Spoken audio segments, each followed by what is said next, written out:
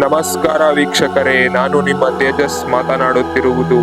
ಈ ವಿಡಿಯೋದಲ್ಲಿ ತ್ರಿಮೂರ್ತಿಗಳಲ್ಲಿ ಯಾರು ಮೊದಲು ಹುಟ್ಟಿದ್ದು, ಹಾಗೆ ಬ್ರಹ್ಮದೇವನಿಗೆ ಯಾಕೆ ಪೂಜೆ ಮಾಡುವುದಿಲ್ಲ ಎನ್ನುವ ಮಾಹಿತಿಯನ್ನ ನೀಡಲಿದ್ದೇನೆ. ದಯಮಾಡಿ ನೀವೇನಾದ್ರೂ ಚಾನಲ್ಗೆ ಸಬ್ಸ್ಕ್ರೈಬ್ ಆಗಿಲ್ಲ ಅಂದ್ರೆ ಒಂದೇ ಒಂದು ಸಬ್ಸ್ಕ್ರೈಬ್ ಮಾಡಿಕೊಳ್ಳಿ ಎಂದು ಹೇಳುತ್ತಾ ವಿಡಿಯೋ ಒಳಗೆ ಹೋಗೋಣ.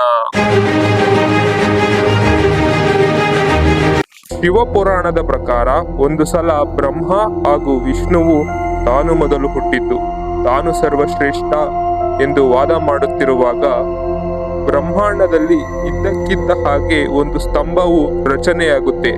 ಆ ಸ್ತಂಭದಿಂದ ಅಶರೀರವಾಣಿ ಹೊರಬರುತ್ತೆ. ಯಾರು ಈ ಸ್ತಂಭದ ಆದಿ ಹಾಗೂ ಅಂತ್ಯವನ್ನು ಹುಡುಕುತ್ತಾರೋ ಅವರೇ ಸರ್ವಶ್ರೇಷ್ಠ ಎಂದು ಅಶರೀರವಾಣಿ ಹೇಳುತ್ತೆ. ಹಾಗಾಗಿ ಆದಿಯನ್ನು ಹುಡುಕಲು ಬ್ರಹ್ಮದೇವ ಕೊಕ್ಕರೆ ರೂಪದಲ್ಲಿ ಸ್ತಂಭದ ಮೇಲಕ್ಕೆ ಹಾರಿ ಹೋಗುತ್ತಾನೆ.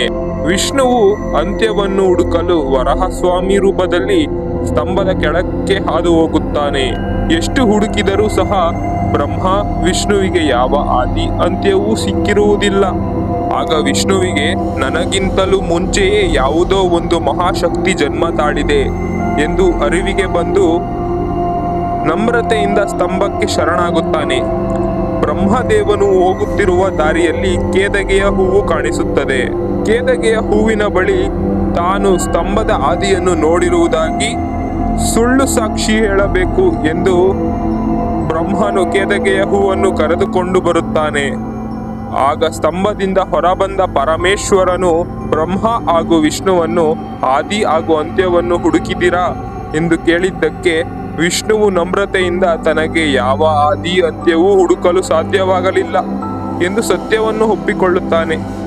ಆದರೆ ಬ್ರಹ್ಮನು ತಾನು ಸ್ತಂಭದ ಆದಿಯನ್ನು ಹುಡುಕಿರುವುದಾಗಿ, ಅದಕ್ಕೆ ಸಾಕ್ಷಿ ಈ ಕೇದಗೆಯ ಹೂವನ್ನು ತಂದಿದ್ದೇನೆ ಎಂದು ಹೇಳಿದಾಗ ಪರಮೇಶ್ವರನು ಕೇದಗೆಯ ಹೂವನ್ನು ಬ್ರಹ್ಮದೇವನು ಆದಿಯನ್ನು ಕಂಡನೇ ಎಂದು ಕೇಳಿದಾಗ ಕೇದಗೆಯ ಹೂವು ಹೌದು ಎಂದು ಸುಳ್ಳನ್ನು ಹೇಳುತ್ತದೆ. ಇದರಿಂದ ಕೆಂಡಮಂಡಲಗೊಂಡ ಪರಮೇಶ್ವರನು ಕೇದಗೆಯ ಹೂವಿಗೆ ನೀನು ನನ್ನ ಯಾವುದೇ ಪೂಜೆ ಪುನಸ್ಕಾರಗಳಿಗೂ ಅರ್ಪಣೆಯಾಗುವುದಿಲ್ಲ ಎಂದು ಶಾಪವನ್ನು ಕೊಟ್ಟನು. ಮತ್ತು ಸುಳ್ಳು ಹೇಳಿದ ಬ್ರಹ್ಮದೇವರಿಗೆ ಈ ಭೂಮಿಯಲ್ಲಿ ನಿನಗೆ ಅಂತ ಯಾವುದೇ ದೇವಾಲಯವಿರುವುದಿಲ್ಲ, ಹಾಗೆ ನಿನ್ನನ್ನು ಯಾರೂ ಪೂಜೆ ಮಾಡುವುದಿಲ್ಲ ಎಂದು ಶಾಪವನ್ನು ಕೊಡುತ್ತಾನೆ. ವಿಷ್ಣುವಿನ ಪ್ರಾಮಾಣಿಕತೆಯನ್ನು ಮೆಚ್ಚಿದ ಶಿವನು ವಿಷ್ಣುವಿಗೆ ತನ್ನಷ್ಟೇ ಸಮಬಲವನ್ನು ಕರುಣಿಸುತ್ತಾನೆ. ಇದು ಶಿವಪುರಾಣದಲ್ಲಿ ಉಲ್ಲೇಖವಾಗಿದೆ. ನಿಮಗೇನಾದರೂ ಗರುಡ ಪುರಾಣದ ಪ್ರಕಾರ ಮಾಹಿತಿ ಬೇಕಾಗಿದ್ದರೆ ದಯಮಾಡಿ ಕಮೆಂಟ್ ಬಾಕ್ಸಲ್ಲಿ ಕಮೆಂಟ್ ಮಾಡಿ.